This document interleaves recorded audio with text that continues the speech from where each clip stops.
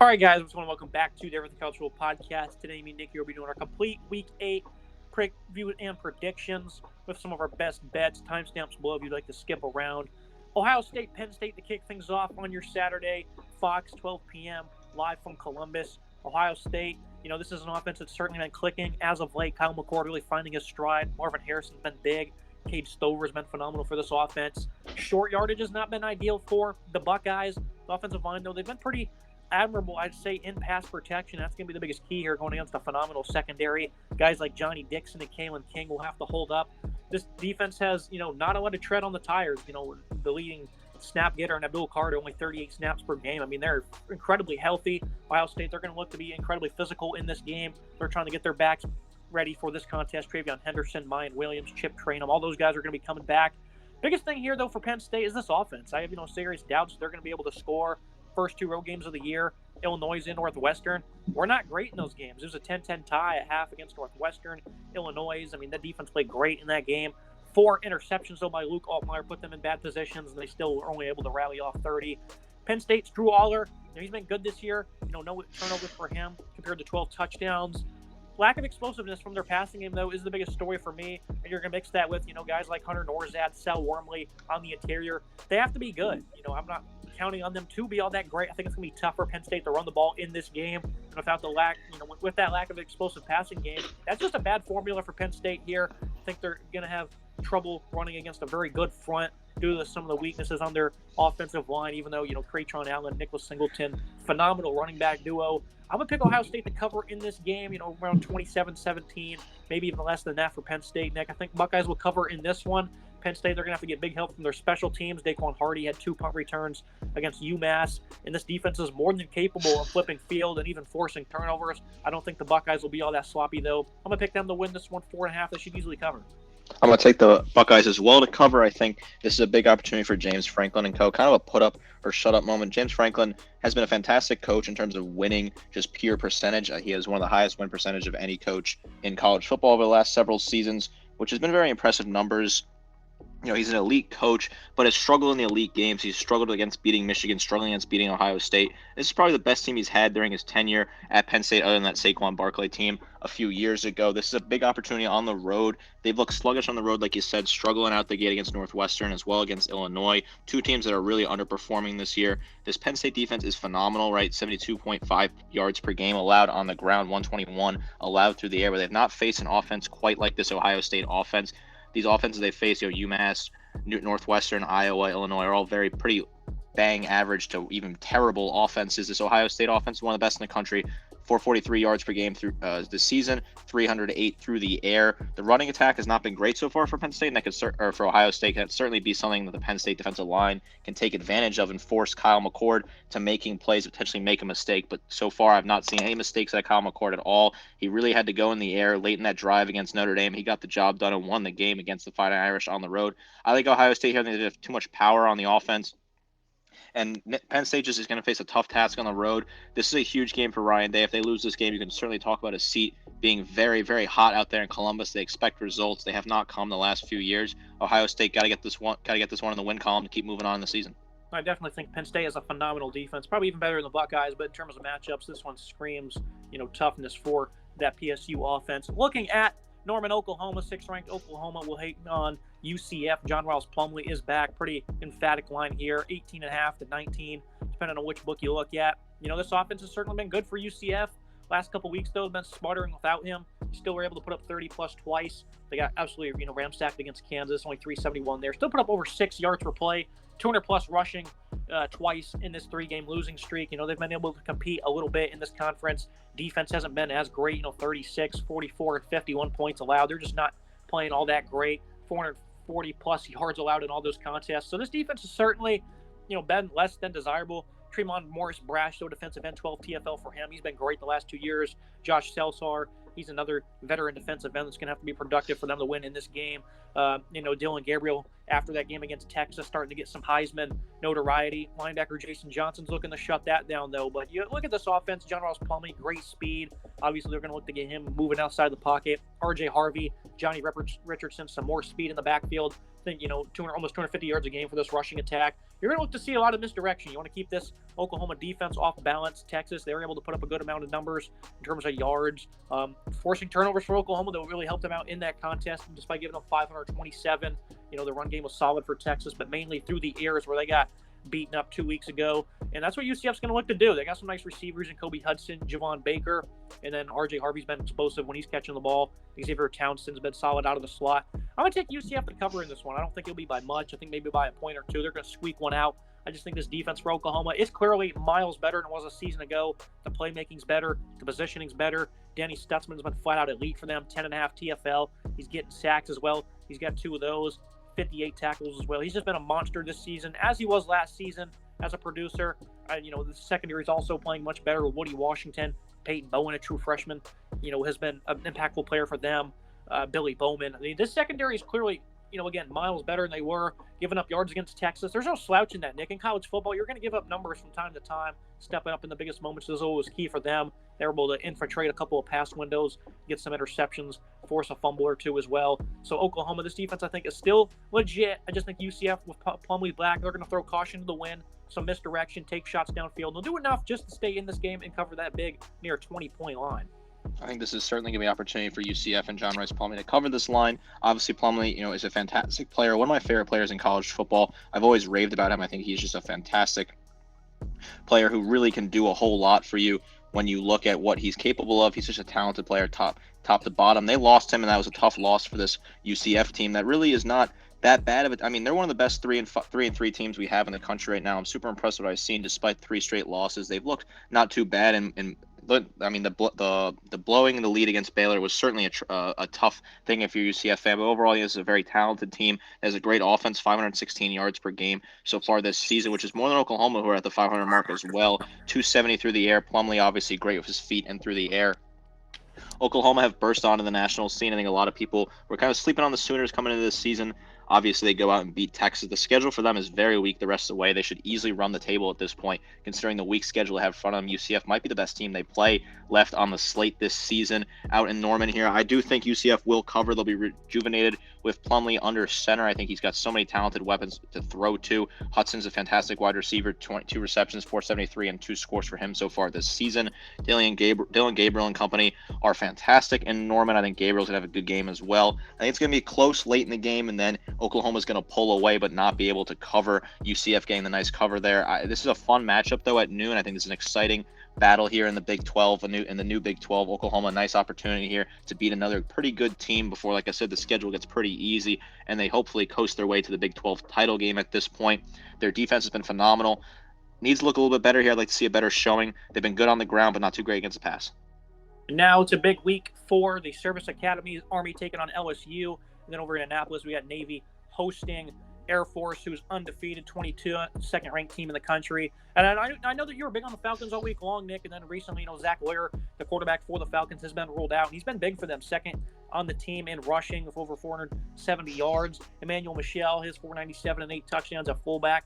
John Lee Eldridge, 343 and 4 touchdowns. Now, they do have, veteran Jensen Jones, who's going to take over at quarterback. He's been involved a couple of plays this year, 68 rushing yards and 2 scores on the season, veteran of the system. And I certainly think, Lair not being there is certainly going to affect them just a little bit because, decision-making at the quarterback position, that's the exact reason why Air Force, or Navy, that is, themselves the last couple of years, they've went downhill because they've not had the right man for the job and, decision-making, football IQ. I think this is something that could certainly hurt them when it comes to third downs or trying to get in those shorter yard situations. It only takes 1 or 2 mishaps at that position to really set yourself behind the chains. That's, not going to help your game plan one bit.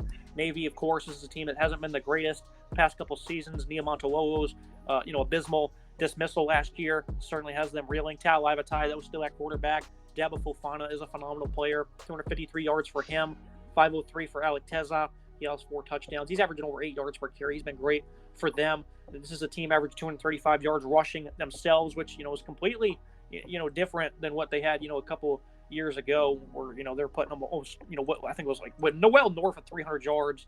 This is still a team who's trying to be efficient and effective, and they're much better than they were a season ago. This is a big line, 10.5.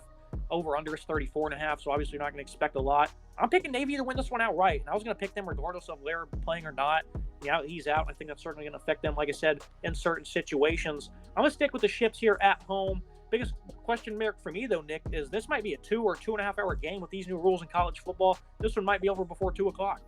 This is certainly an interesting game on the matchup. I like this game a whole lot. If you haven't watched Air Force at all this year, you better tune in at noon and watch this team because they're a very talented Air Force Falcons team. 6-0 right now, getting some love, ranked 22 in the nation. Definitely getting a lot of talks about New Year's 6 potential, being the G5 representative in New Year's 6. I think it's certainly possible they can get that nod if they can get out and escape this one with a win and get through the rest of their schedule. This will be a big win for the Commander-in-Chief trophy battle as well. Air Force could certainly put themselves in the driver's seat for that trophy. Obviously, Lair being out is certainly a problem for Air Force. I think he's such a talented decision maker. Not great, obviously, throwing through the air, but that's not really what you want to see with this system. This is about running the ball and getting the ball on the ground. 334 yards per game on the ground for Air Force, 412 in total, 78 yards passing per game. 412 yards of total offense per game for Air Force is a very staggering number for an Air Force Academy, in my opinion. I love that number. The reason why I'm sticking with the Falcons here is this run defense is just flat out smothering. 77 yards allowed per game. Just an incredible unit. Big, heavy hitting guys that they play football for the fun of it. They go out there and just want to hit and kill and run people over. They love their country. They love playing football. They're going to be jacked up for this one. Obviously, the crowd at the Navy Marine Corps Memorial Stadium is going to be very loud. It's going to be a wet, rainy Saturday. The forecast shows pretty much rain all day in Annapolis. Like you said, the under's 34.5. I like the under a whole lot in this one, but I am going to take the Falcons to cover the 10.5. I was torn about this all day. You and I were talking about it just before we got on the air that I was super torn about this game. This game's been bothering me, keeping me up at night. But I like Air Force to win this one. I'm thinking, something like 22, 21, 10, barely covering the spread here. I like this team just to be able to ground and pound, get the job done with this great smothering run defense. It's a very exciting Service Academy matchup here. Plus 300 Navy. Go ahead and lock it in. Also at 12 o'clock, a little fun one here. Big 12 Network, Indiana hosting Rutgers. The Scarlet Knights outscored Michigan State 21-0 in the fourth quarter to win that game by 3. I mean, just a marvelous comeback.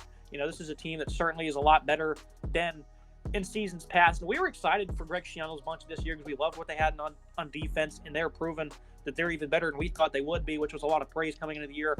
Coming off 3 straight games where they're giving up less than 360 yards. They have up 415 against Michigan, which I think is a pretty solid mark for playing that football team. Only time this year they've allowed, more than 360 yards was against the Wolverines. This is a phenomenal, defensive line. Aaron Lewis, Wesley Bailey, Mohamed Toure is phenomenal over there, a linebacker.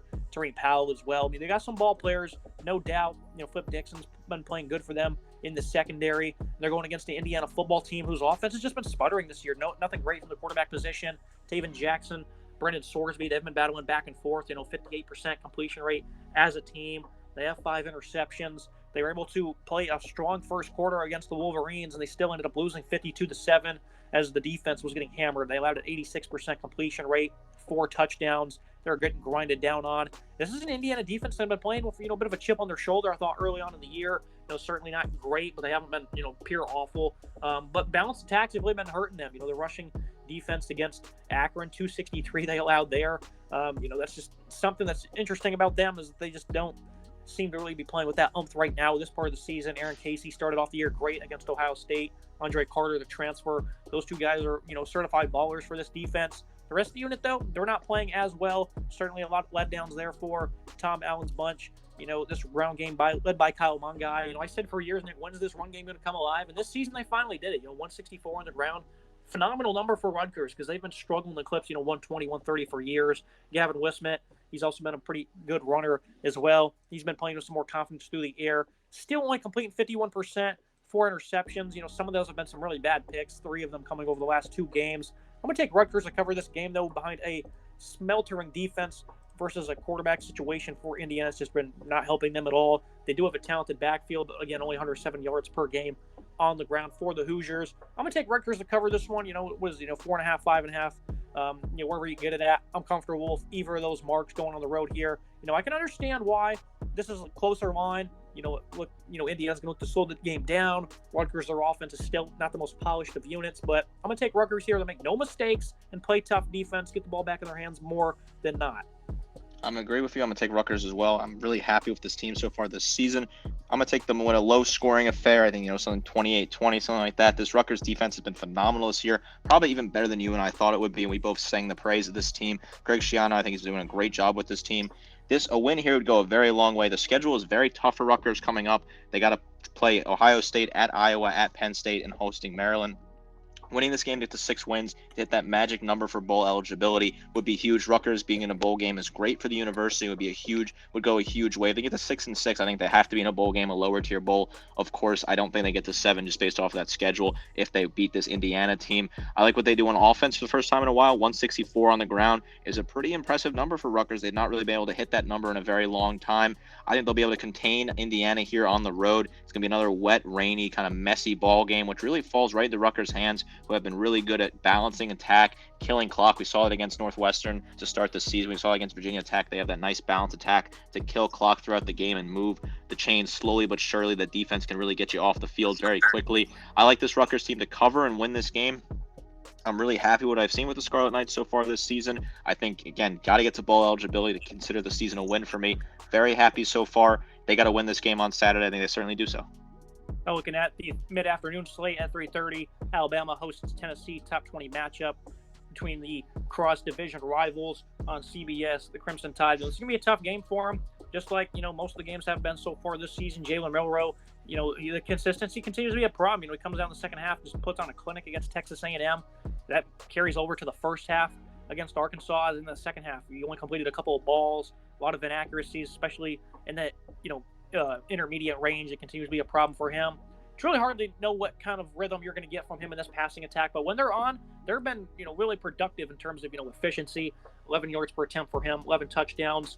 His sacks have also been pretty poor. That's why his rush numbers are quite low. He's not really a decisive runner. That's something Tennessee's going to look to exploit. They're going to want to collapse that pocket. He's holding the ball way too long, and they certainly got the guys that can get it done. James Pierce, Tyler Barron, 2 great players on the offensive line. Bryson Easton, Omari Thomas, nice depth pieces. They're going to look to make things hard against a team that's, one of the worst in terms of sacks allowed, which is Alabama, who's just had some major problems over at left tackle. Aaron Beasley, another bookend for them on that side of the ball. And Jermaine Burton, he's been explosive the last couple of weeks. Kamel Hayden, he's having a great year for Tennessee. They're going to look to put him on Burton, who's emerged as the leading pass catcher. I did pick Alabama in this game, and I picked them to win just barely the cover. I picked them to win by 10. The line's down to about 8.5 now. I definitely think that this is going to be a tough game for them, but Joe Milton, he's just not been great. Same with him. The mechanics have not improved. The accuracy, it's just not any better. This is just an average quarterback at this moment in time, and when he does uncork a beautiful deep ball, his receiver drops it. So, Tennessee really having to lean on the run game, which was much better than I thought they would be against A&M. The 3-headed monster, Jalen Wright, Jabari Small, and Dylan Sampson have been phenomenal this year. They were able to put up 232, 3 straight 230-yard rushing games for Tennessee. They've been so good at running the football, really been a saving grace for them. But that's not going to be the same story here. I was wrong against A&M. I'm doubling down, though. I think they're really going to struggle here to run the ball against the Crimson Tide on the road. Defensive lines being just phenomenal for them, while Dallas Turner and Chris Braswell have been able to collapse the edge. And then in the secondary, Terrion Arnold and Kool-Aid McKinstry, you guys are playing lockdown defense. Malachi Morris having a bounce-back year. And in the middle, Deontay Lawson having a much-improved season after being quite poor last season. And even Tresman Marshall next to him, been adding some solid production.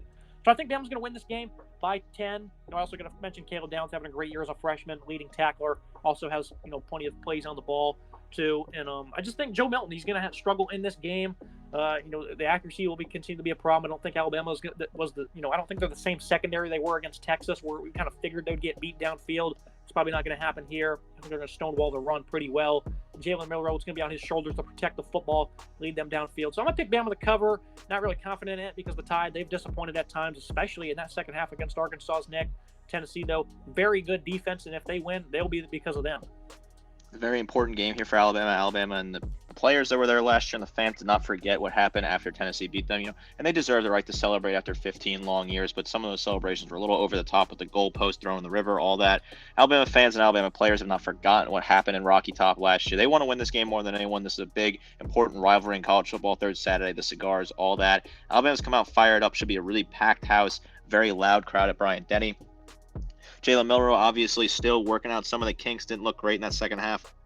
Made some very risky throws, even the ones that he completed. There was one throw that I believe went to Niblack on the last drive that basically iced the game. That was a very bad throw that could have easily been intercepted by Niblack. Just went up and made a play and grabbed it and held on for first down to basically end the game at that point. Milroe's got to work out the kinks, but Milton for himself has not been a world beater either. Milton just kind of heaves it downfield sometimes. Had a bad interception in the end zone against A&M, just kind of threw it right at the defender. Just a very poor throw. Didn't really even look at his wide receiver and kind of led the defender where he was going at that point. Both teams' defenses are going to be huge in this game. I think, Alabama's defense has looked a lot better than I thought it was going to be this year. It's better than advertised, but Tennessee's defense is better than advertised as well. They've been really good. 303 allowed allowed per game so far this season. 105 allowed on the ground. Identical numbers for Alabama and Tennessee. I think this game comes down to whoever can run the ball better. And I think right now Alabama has the better weapons in the backfield to do so. So I believe Alabama is going to win this game. No pick from me as an Alabama alum, but this is a very important game. If Alabama can win this game, they can start to focus on LSU in 2 weeks and potentially winning the SEC West and then moving on to Atlanta and playing Georgia in the SEC title game. Now look at another contest at 3:30. SEC Network, Missouri hosting South Carolina. Picked Florida to beat the Gamecocks last week, but I didn't think we'd see as many points as we did. 41-39 defeat at the hands of the Gators. Put up 423 through the air. And, this is just not great for South Carolina. Offensive line's been incredibly poor. Spencer Rattler, he's been efficient, near about 74%. About 287 per game, 11 touchdowns. Xavier Legette, he's just been amazing for them. And pass catcher Trey Knox finally being a productive tight end.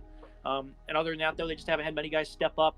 While the absence of their top pass catcher from a season ago in Antoine Wells, they've not really been able to, outside of Legette, really pick that up. So this is a team that's incredibly one-dimensional, 97 rushing yards per game. The offensive line doesn't pave the way for the ground game or for its quarterback to be protected. Missouri, on the other hand, coming off a big win against Kentucky with their defense, they give up a little bit on the ground. It's not going to be a factor here. Through the air, Devin Leary, I don't know what his problem is. He can't play good football. 52% comp rate, 120 yards, 2 picks. The secondary is really good regardless, though they have some ball players. Chris Abrams-Drenny, Marcus Clark. Drenny has 4 of the team's 6 interceptions, also has 9 pass breakups. He's on pace to be an All-American. Dylan Carnell, Jalen Carlisle. These are players we talked about in the preseason, how good they would be. And then you look at the mismatch for this Gamecock offensive line. Darius Robinson, Johnny Walker have been great for them. Niles Gady, a senior. You look at the middle of the field as well. Tyrone Hopper has been phenomenal. Chad Bailey starting to work his way back after an early season suspension. Missouri, I think here, what they've been able to do through the passing game. 2,000 yards for Brady Cook, 71% comp rate. Finally giving Luther Burden the ball. He's got some of the nation's best production, 56 grabs, 808. Theo Weiss, the Oklahoma transfer, 400 yards. And then Mookie Cooper's been a nice complimentary piece, 300 yards. 7-point line in favor of Missouri. I think they win this game by at least 30 points, Nick. They're going to absolutely hammer South Carolina. Is dead last in passing defense, and the offensive line is going to be very poor in this matchup. Missouri by a boatload. You and I didn't talk about this, but we both agree. I think Missouri wins this game by a ton. I have them with a 22-point win at this point. I think they absolutely dominate this game. South Carolina is an absolute free fall out there. Shane Beamer broke his foot kicking something in the loss to Florida. Seems like he's lost his cool a little bit, a little undisciplined from him. Just he can't be doing that as a head coach of the SEC. This Missouri team is the second best team in the SEC East. I don't care what anyone says. They are the second best team in the SEC East. It's a shame they don't get Georgia at home because I think they could certainly give Georgia a scare at home this year. I like this Missouri team a lot. Luther Burden, I pinned him as my breakout player this year. He had to get the ball, and he certainly has. 56 receptions, 808 yards receiving, 5 touchdowns. Brady Cooks looked fantastic so far. A lot better than I could have imagined. 2,000 yards passing, 14 scores, and 3 interceptions for him. Rattler hasn't looked bad, but hasn't looked great. He's kind of just been very middle of the road, which is what you don't want to see if you're a South Carolina fan. You really wanted Rattler to take that next step, and he has not done so far. 2 bad back-to-back losses here for the South Carolina team after they showed some promise against Georgia, and they looked like they were trending in the right direction. They got blown out against Tennessee and really looked bad against this Florida team that we had a lot of question marks across this season. The South Carolina defense is not good at all. 451 yards per game given up. This Missouri defense is pretty good. They're not a bad unit at all. I know they lost to LSU and gave up 49 points. That's a very high-flying offense. Outside of that, they're keeping their opponents in the 20 to 25 point range per game. I like this offense, Missouri, a lot. I like them to blitz them here at home, big rocking crowd. This Missouri team is thinking that they can challenge Georgia at this point. If they don't challenge Georgia, they will at least be in a high-profile bowl game close to New Year's. I like what they're cooking. Eli Drinkwitz has completely cooled off his seat. He is not in the hot seat anymore. He's having a great season as a coach, and I think this Missouri team's trending in the right direction in college football for the next couple of years. Yeah, alternate lines, props, whatever you can hammer in this game on Missouri, just go ahead and throw it out there. That's probably what I'll be doing. West Virginia, 3.5 against Oklahoma State. I picked them to cover against KSU, few weeks back, and they ended up winning that game outright. And I was on the fence about it against Kansas. I ended up picking the Jayhawks. Was wrong on that one.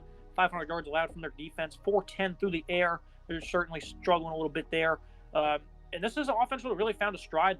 3 weeks in a row, they have 400-plus yards, 2-1 record in that time. I figured Mike Gundy would figure it out, and that's where they're at. They sit at 4-2. I mean, they're well within, ability to potentially battle for this conference. They only have one loss in conference so far. Alan Bowman, a veteran quarterback, playing better football, 4 touchdowns, 1,000 yards on the year. They settled on him, and he's delivered. 200-plus yards 3 weeks in a row. Didn't have the greatest effort against Kansas State, but he was, converting on third down, making good throws. So, and then, he was able to lead a bit of a comeback against Kansas as well. But they really found something at running back in Ollie Gordon, 534, 4 touchdowns. Jay Nixon's been a nice number 2 as well. Had a big day, that being Ollie Gordon. Through the air, 6 grabs, 116, and a touchdown against Kansas. I'm really happy that with Oklahoma State, they've been able to really find something now. Gundy really had his back against the wall. They only put up 7 points against South Alabama. I mean, that was just a complete embarrassing effort in Stillwater. The defense is still a bit of an issue, and we figured it would be. Nicholas Martin's playing good ball. Colin Oliver, one of those veterans, still trying to lead them to big plays on the defensive side of the ball. West Virginia, we had them covering last week. They lost on a heartbreaker. What a thrilling end to the game, though. Garrett Green on 4th down, was able to find his guy for a touchdown just a couple seconds ago. Lose on the Hail Mary against Houston, 5:45 allowed. Or 5:45, that is on offense for West Virginia. They were able to showcase a nice balance as of late, and their defense didn't even play that bad of a game.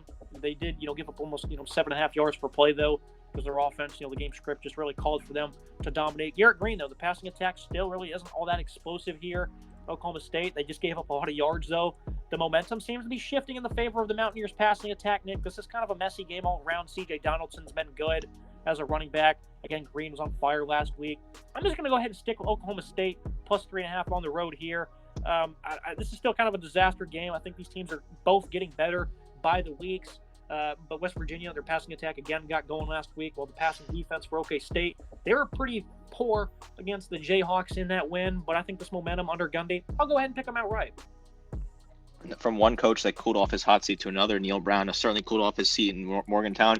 You and I both believe that Neil Brown would be the first coach to be fired. It didn't make any sense. I thought he should not have returned. It didn't make a whole lot of sense. And then prior to the Houston game, they were absolutely cruising after their loss to Penn State on the road. It's not a bad loss, really, in the grand scheme of things, to lose by under 20 points on the road at Penn State. They had won 4 in a row in pretty convincing fashion against Duquesne, Pitt, Texas Tech, and TCU, looking good in those games. The loss at Houston's a heartbreaker. Could there be a hangover effect? Certainly possible there could be a hangover effect. I think Green is getting better. Not too great passing, though, so far. Still under 1,000 yards, 6 scores, 1 interception. C.J. Donaldson's, as advertised, 414 on the ground, 5 scores for him. Donaldson's a very solid back. Henry Clements, the big wide receiver that's getting the target so far, 300 yards and 4 scores for him.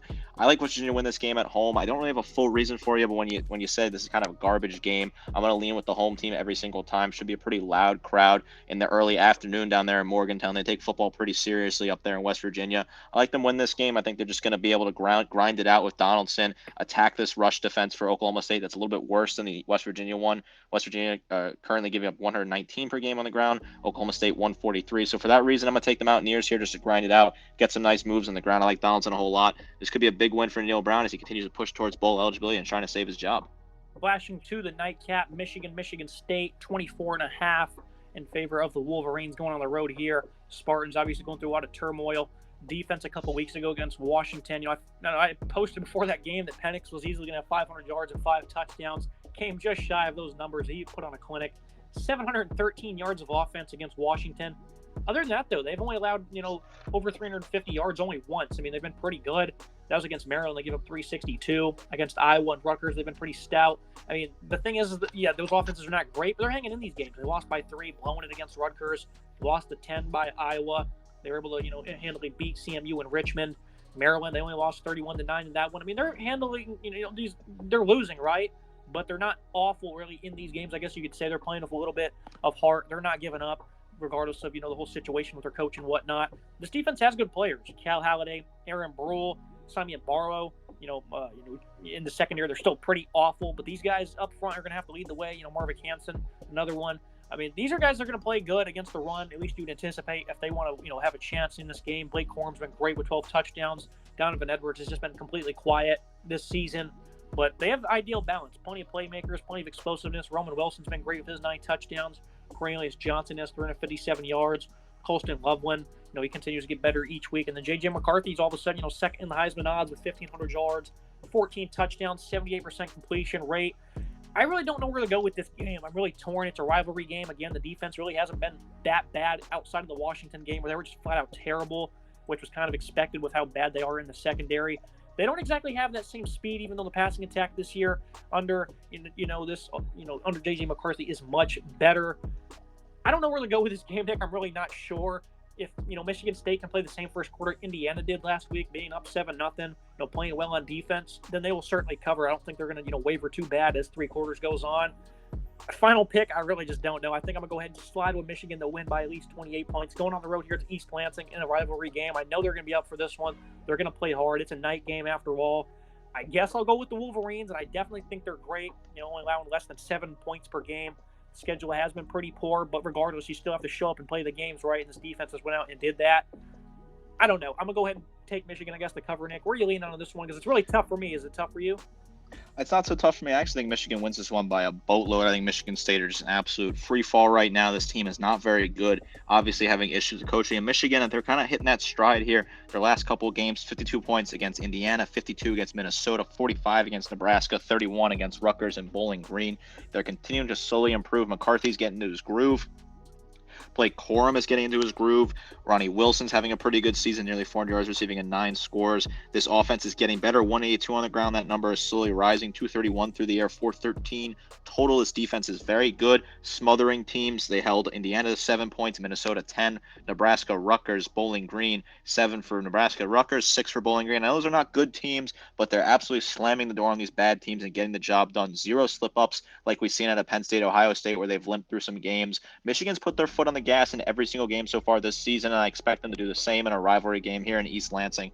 They're going to want to absolutely dominate this game. They got a big slate ahead of them with the tough games with Ohio State and Penn State coming up. I expect them to dominate this game and absolutely smoke the Spartans here. I'm looking at a lopsided, 45-10, something like that. I think they're just going to absolutely blow the doors off a hobbled Michigan State team here. I just don't see a way that they compete at this point and they get the break speed off them just like they did against Washington. Tough for Michigan State fans right now. I really do feel for them because I sympathize with the program. I've always been a fan of the Spartans, and they're just getting through a tough period after they lost their coach Mel Tucker. Deep rebuild in East Lansing, certainly. You look down to Tallahassee, Florida State, and Duke. 14.5 in favor of the Seminoles. Riley Leonard's health, of course, is obviously going to go a long way in deciding this game. We're just not sure if he's going to play or not, but it's ultimately going to, I think, come down to this defense for Duke. It's just been great this year. They've gelled so well in the secondary together. Guys like Miles Jones, Joshua Pickett, Trey Freeman at linebacker is really stepping up. Other guys in the secondary, like Brandon Johnson, a veteran, Al Blades, another one of those transfers. I mean, these guys are just doing great in this 4-2-5. RJ Oben, Dwayne Carter, Anias Pebbles as well. This defensive line is very good. Stout against the run. Of course, we picked them to beat Clemson. They ended up winning that game by 21. Made some great plays in the red zone on defense. And last week against NC State with a backup, you knew it'd be tough, and this defense was flat out great. They were also playing a bad offense themselves, but that one could have went either way. And a lot of people were picking NC State, but I think they flexed their muscle a bit against Notre Dame. It really has earned some respect here. You go against a Florida State team that has a lot of explosive plays. They're absolutely loaded. Their D-line figures to be a big mismatch for the Duke offensive line. Jared Verse, Patrick Payton, some of these guys like Dennis Briggs as well on the interior, Malcolm Brady. These guys are probably going to eat right in the secondary also. Even though they have good players, the safety group's been a bit of a concern. Shaheem Brown is a phenomenal player, though. But Akeem Dent has not been all that great. This is just an interesting game all around, especially if Leonard doesn't play, because it's going to be hard for them to run the ball. And they're really good at running the ball. And they even did it against Notre Dame to a pretty good tune. Jordan Waters, a great player, had an 80-yard touchdown against NC State. Really sealed the deal there. Jaquez Moore, a good player. Jordan Moore and Jalen Calhoun at wide receiver. These guys can certainly win in the slot. And that's what they're going to have to do. They're going to have to attack, these short – they're going to have to attack downfield. They're underneath, in the slot, and I just don't know what they're going to do. I think I picked Duke to slightly cover in this game. I think 35-17 type score is probably what we're in for. If Leonard plays, though, it's going to be a lot closer because I definitely am a believer in this defense against Jordan Travis, Trey Benson. Keon Coleman is terrific. Johnny Wilson, I think, still battling a little bit of health. But this is an interesting game all around. I'm going to put some money on this Duke defense, though, to go ahead and come up clutch. That is if Leonard is playing. If not, then I think this one could certainly get out of hand because there'll be too many opportunities for the Noles, Nick. Certainly this one can get out of hand if Leonard's not playing. I love this Duke team. This Duke defense is phenomenal. They're a very good unit that dominates in the trenches. 133 allowed per game on the ground, 164 allowed through the air, under 300 yards allowed. Total offense, I like this Duke team a whole lot. They hit you hard. They're very physical. Riley Leonard's a very star quarterback. Obviously, without him, the offense is a little hobbled, right? We saw them at NC State. They did win still by 21, but playing against a Florida State defense that's one of the nation's best in just pure absolute athleticism. The numbers have not been incredible at Florida State. I think the numbers we expect a little bit better. 362 total defense, 221 through the air, and 141 on the ground. I'm a little disappointed with those numbers. I was hoping to see higher numbers at this point in the season from the Seminoles defense, but this offense is dynamite. They've been really great this last couple of games. 41 points against Syracuse, 31 against Tech, 31 against Clemson, 31 against BC, 66 against Southern Miss. This team is fantastic. Jordan Travis, one of the Heisman frontrunners, 13 touchdowns, 1,482 yards so far this season. 1 pick. Keon Coleman, fantastic, looking great as a transfer, 418 yards, 7 scores. Trey Benson finally getting into that groove, 177 on the ground so far, 272 through the air, 449 total offense. I think they're going to cover the spread here. It's about 15 points. I think if Leonard doesn't play, they certainly cover, but if Leonard plays, that could make it a little bit more difficult for them to cover. It should be a closer game if Leonard plays, but right now I'm operating under the assumption that Leonard will not play, and for that reason, I'm taking Florida State plus the points at home. A big opportunity against a ranked team to get another ranked win in the column for Florida State as they continue to control their own destiny in a hunt for the college football playoff. 8 p.m. on Fox, USC looking for a bounce back against a ranked Utah team that's really survived and advanced up to this point with really no plan at the quarterback position. This defensive line, they've been great. They're phenomenal against the run. They get into the backfield going against the USC O-line that's just really been getting teed off the last couple of weeks where they can't run the ball, giving up pressures. Caleb Williams coming off the worst career game for him. We had 3 picks that led to, 3 touchdowns for Notre Dame. So it's just a disastrous effort for USC, 28 total points given up off of turnovers. They're looking for a big bounce back on offense where it continued to go sour week after week. Finally, it hit them full scale in South Bend. Jonah Ellis, he's looking to have a big day. 13 TFL this year for him. He is phenomenal. Rest of his defensive line, guys like Van Fillinger and Junior Tafuna, they seem to be back and healthy. Sione Vaiki, the leading tackler at safety, also put up a $150 rushing and a couple of touchdowns against Cal. I mean, that's phenomenal versatility. But this is a beat-up backfield as well for Utah. The entire team is probably the most injured in America. Cole Bishop at safety. These guys are going to, look to avoid giving up big plays. Landry Barton, Karen Reed, they've been good in coverage. The secondary is a bit iffy, though, for Utah all around. Jatavis Broughton, a veteran, he's going to have to continue to be stout. And on the other side, we'll see what they can provide. Guys like Fabian Marks will need to be good. Zamai Vaughn as well. Biggest problem here, though, is that this defensive effort from USC might actually be, favorable against Utah. Again, they've not really had a plan at quarterback. It's just been a disaster there. Their running game, it's going to have to be physical. They also haven't been really all that efficient this year. They're running about 43 times per game. That's just how bad they are at the quarterback right now. Jalen Glover, Jaquindon Jackson, he's also trying to get back to full health. We don't know who's going to play for them. I think USC, guys like Barry Alexander, Solomon Byrd, Jamil Muhammad, much like the Notre Dame game, Nick, certainly, some of these more condensed formations really play into the hands of the SC defense, and they played very well against Notre Dame. Of course, they got beat off, play action for a big touchdown, and that certainly is a problem here. If the physical ground game gets going for Utah, they have guys in Money Parks and Devon V. Lee who can burn you downfield, and I think that will certainly end up happening at some point. USC, though, looking for a bounce back on offense. Which way you leaning? As a Trojan fan, no pick for me. That was an embarrassing effort last week, but they still have a lot in front of them if they can continue to get better, and this is a big opportunity to earn a lot of respect back. I'm going to lean with the USC Trojans here. I think this is a big opportunity for them to get a bounce-back win at home. I think it's going to be a sloppy affair. I don't think this offense will look as bad as it did 2 weeks in a row. Obviously, Caleb Williams is not going to have 4 turnovers in a game again, and he's going to get back to his Heisman form. Getting a lot of hate after that 4 turnover performance in South Bend. That Notre Dame defense is a very good defense, and you can't be perfect for so long without making a mistake. It was going to come eventually. It's just a market correction. That's how it is. This Utah defense is fantastic. 68.6 yards per game allowed on the ground, but they're weak against the pass. 211 through the air. And this is a team that can exploit you through the air. 332 through the air so far for this team. Caleb Williams, obviously 2,021 yards, 23 touchdowns, 4 interceptions. He's going to have a great game, in my opinion. I think they're going to win this game by blitzing the secondary unit for Utah, hitting them through the air and trying to pick apart the secondary unit and get the nice matchups they want. I like this team a whole lot to win this game. I think this is going to be a big opportunity for Lincoln Riley and co. to right the ship. A loss here would be a tragic way to continue to downfall this season, but I think they right the ship here. They're still leading the way in the Pac-12 because that was a non-conference loss at Notre Dame. I like them to win this game. I think they have a good opportunity here to get a bounce-back game. This defense could use a bounce-back day. This offense could use a bounce-back day. I think this offense will get the bounce-back day they needed. revenge game in more ways than one. Last week you looked awful. Last year you were 0-2 against this team. I mean, they could certainly end up putting 50 on the board if they're clicking like that. I don't think they're going to let up one bit if the opportunity arises, but it's going to be tough to do that. Final game we'll discuss here down south in Miami, ACC Network. Tigers coming to play the Hurricanes. Pick the Hurricanes to win this one in the preseason. I'm going to stick with that. This team early on, though, Nick, they looked like one of the better teams in the country. They were phenomenal, playing with lots of speed and energy against A&M. Hammered them in that one. Last 2 weeks, though, after the bye week, Georgia Tech, the offense, they were good, putting up 450 yards. The defense was great as well. They let the Yellow Jackets hang in that one, and they ended up blowing it. Didn't take a knee, gave up a deep pass. Tragic way to lose, just embarrassing all around. Tyler Van Dyke had some very poor interceptions. Same thing against UNC, where he had 391 passing. That's because they were trailing much in the second half because this guy keeps giving the football away. Van Dyke, all of a sudden, his season just went downhill in a hurry. 5 of the 6 picks coming over the last 2 weeks, and that one interception he had in week 1 was also pretty poor. So Van Dyke's not fully seeing the field, it seems. A lot of inconsistencies from him. Still putting up good numbers, 70% comp rate, 286 yards per game. The running game certainly hasn't been as dominant as expected, at least the last 2 weeks. Certainly should have been able to run the ball on UNC and Georgia Tech, less than 3.5 yards per carry in both of those games. The run defense got torched against UNC, and that's the biggest thing on this team. That's the best part about them is their defensive line, and they're just a no-show last week. Certainly is concerning. Thomas Gore is great for them on the D-line. Some other guys as well, like Jafari Harvey is a good player. Leonard Taylor, Akeem Mesidor, he certainly hasn't been on the field, as much. I believe he came back last week, though. So this is a D-line, though, that certainly has a lot of talent here. Going against, pretty poor Clemson O-line. They've been, pretty effective running the ball this season, though. Buck 88, Phil Maffa and Will Shipley, nice duo.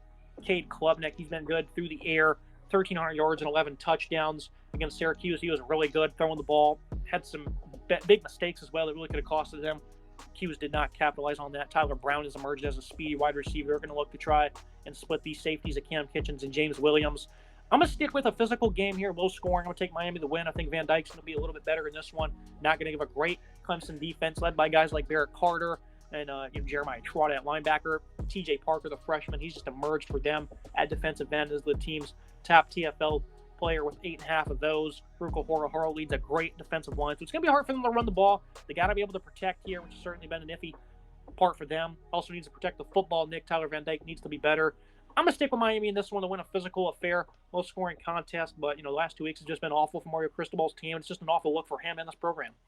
This has certainly not been great for Mario Cristobal and company. They've really nosedived off a cliff since the loss against Georgia Tech. And I had a feeling they're going to have a total letdown against UNC after that bad, crushing last-second loss. And I was kind of right. They lost to UNC and, multiple turnovers from Van Dyke. They look like a mess. I'm going to take Clemson in this game.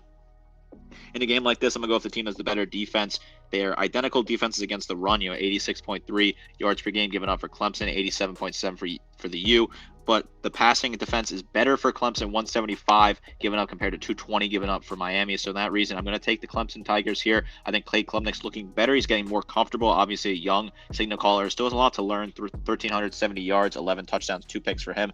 Van Dyke falling off a cliff the last couple of weeks with the 5 interceptions. Just poor numbers from him, 17-21 passing yards and 16 scores. Will Shipley's been a reliable runner, although I'd like to see him get some more touches so far this season. I like Clemson here. I think Clemson, they have 2 bad losses, and this is not great for Clemson and company. And Dabo made some comments about the fans having too high of expectations and how they shouldn't expect to win national championships every year, which I think was a bit of a tone-deaf comment from Dabo. I don't really understand why he's, going after the fan base like that. They should have high expectations. You're Clemson. You won 2 national championships in a short period of time. You should want to be competing for national championship. Obviously, the season's not going as well as they'd hope down there in South Carolina, but I think this is a big opportunity to beat a very good Miami team. Although they've struggled the past 2 weeks, it's still a big opportunity. Miami could fall to 0-3 in the conference. It's certainly not where you thought they'd be this way through the season. Just a disappointing figure if you're a Miami fan at this point in the season. I like Clemson here to win this game and continue to try and find their way to the ACC title game potentially. Yeah, disappointing last week for the Tigers. 17-12 win over Wake Forest. It was just not good at all. It's just not great. So 2 programs are certainly in flux at the moment. And they did play a pretty solid first half against UNC. Come out, in the second half, Van Dyke has a fumble, bounces right off his hands, throws a pick when he's backed up to his own end zone. Just ridiculousness really going on at the quarterback position at the moment. I'll stick with Miami, though. Interesting game going on the ACC Network to close out the night. That's going to be it for today's episode. As always, Nick, appreciate you joining me. Pretty solid week we have on tap here for Week 8, leading into a poor Week 9. Plenty of stuff's going to be sorted out here, though, on Saturday. Super exciting slate. I like these matchups, some pretty good games. Rivalries renewed, big inflations in the ACC conference, and a great matchup for the service academies, which is the game I'll be watching at noon. I'm super excited for that one. Make sure you guys like, comment, subscribe. See you next time.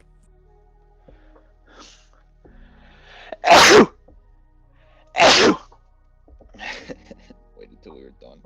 Sneeze.